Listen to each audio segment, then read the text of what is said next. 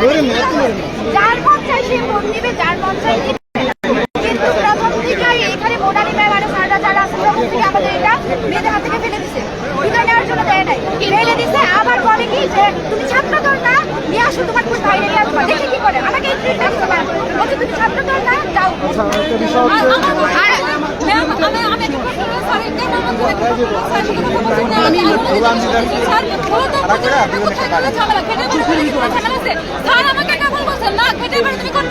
যদি আমি খেটে বেড়ে করতে পারি, স্যার বলে থাকে তার প্রক্রিয়া দেবে, ম্যাম আমাকে কেন বললো যে ওদের থেকে আমি করতেছি, দিকে ওদের সমস্যা হইতেছে, উনি আমার প্রার্থীরা বাতিল করবে।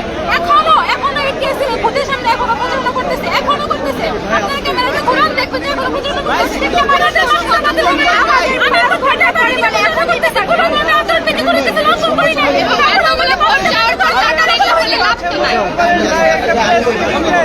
সুন্দর করে একটা সংবাদ সম্মেলন করি।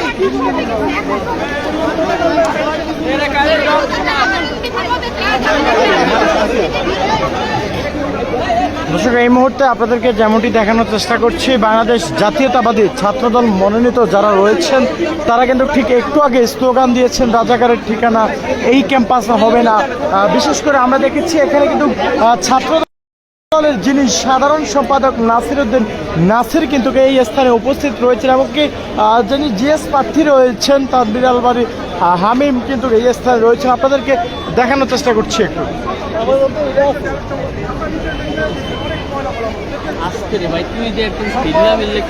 প্রচারণা চলছে। আমরা যখন ছাত্র দলের এই লিফলেটটি দিলাম ব্যালট সম্বলিত, সেই ক্ষেত্রে আমাদের এখানে দায়িত্বরত অ্যাসিস্ট্যান্ট প্রফেসর মোনামি ম্যাম সে বিভিন্নভাবে আমাদের যে নারী শিক্ষার্থীরা, নারী প্রার্থীরা রয়েছে তাদেরকে কটাক্ষ করছে এবং আইডেন্টিফাই করতে চাচ্ছে, বিভিন্নভাবে তাদেরকে আপনার ট্যাগিং করছে।